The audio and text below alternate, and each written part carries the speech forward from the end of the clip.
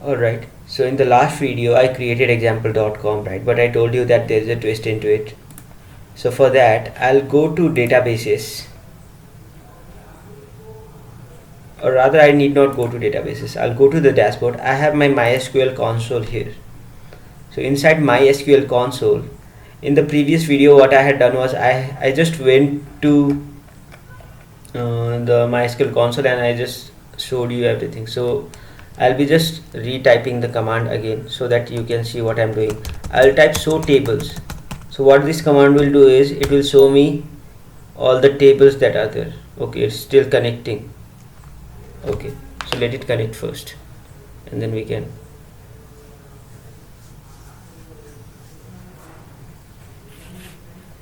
I'll refresh it once again.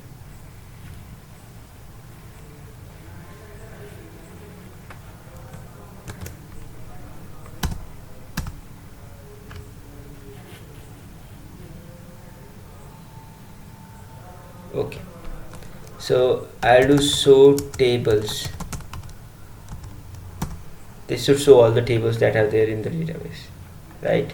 So these are all the tables that we have in our database.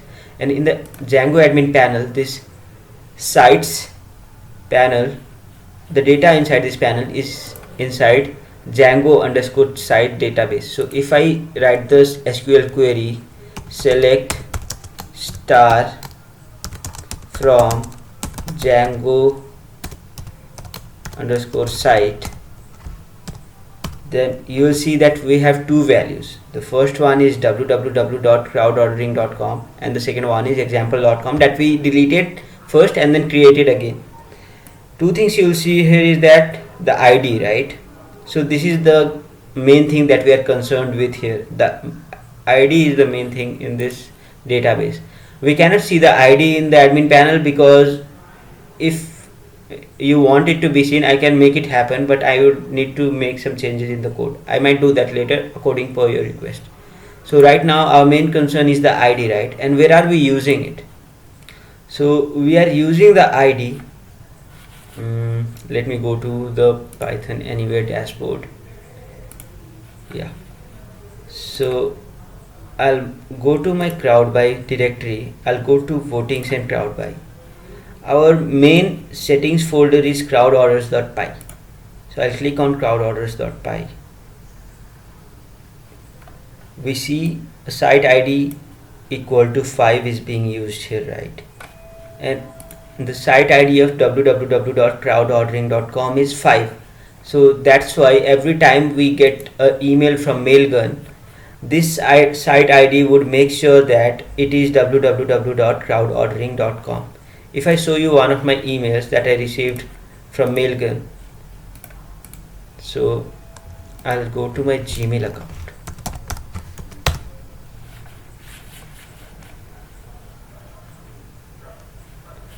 And let me change my account.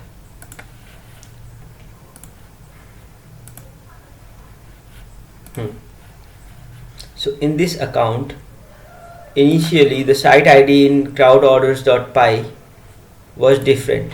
That is why I received example.com. But later on, what I did was, okay, so this one is the previous one. And then, so this one is the previous one. So is it in my another Gmail ID? Let me check it there.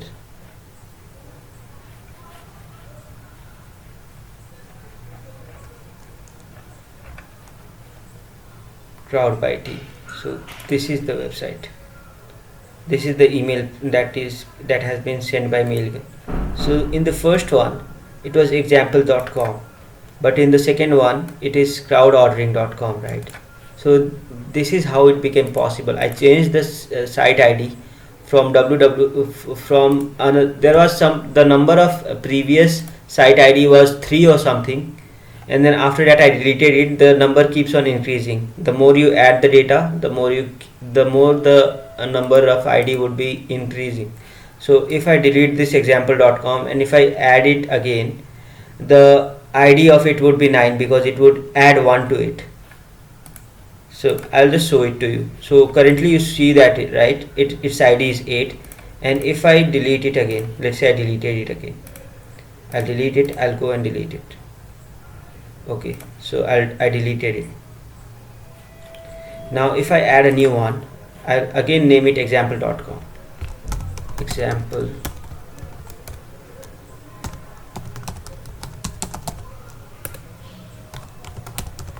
You can add any name here, and since we are using it for the testing purpose, it need not be a valid URL as well.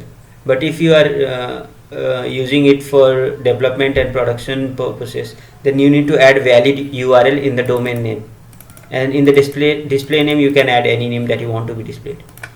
So if you click on save again, you see you have got the example.com here, but something has changed.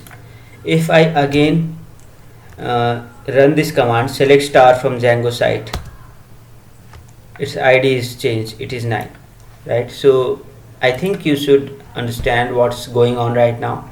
And for SiteID, it's importing base file as well, right? So right now we are using crowdordering.com by using SiteID 5, and in the base.py we have SiteID here as well. So let's write 9 here. So if it's not crowd ordering file, basically what would happen is the base.py would have SiteID 9, and since we are importing base.py in this file, and then we are using the same variable again, it would overwrite the SiteID to 5. So if we are using if someone changes the init.py and uses base.py directly, they would have SiteID equal to 9, which would be pointing to our example.com. So I think this explains everything to you, what's going on and how it's working.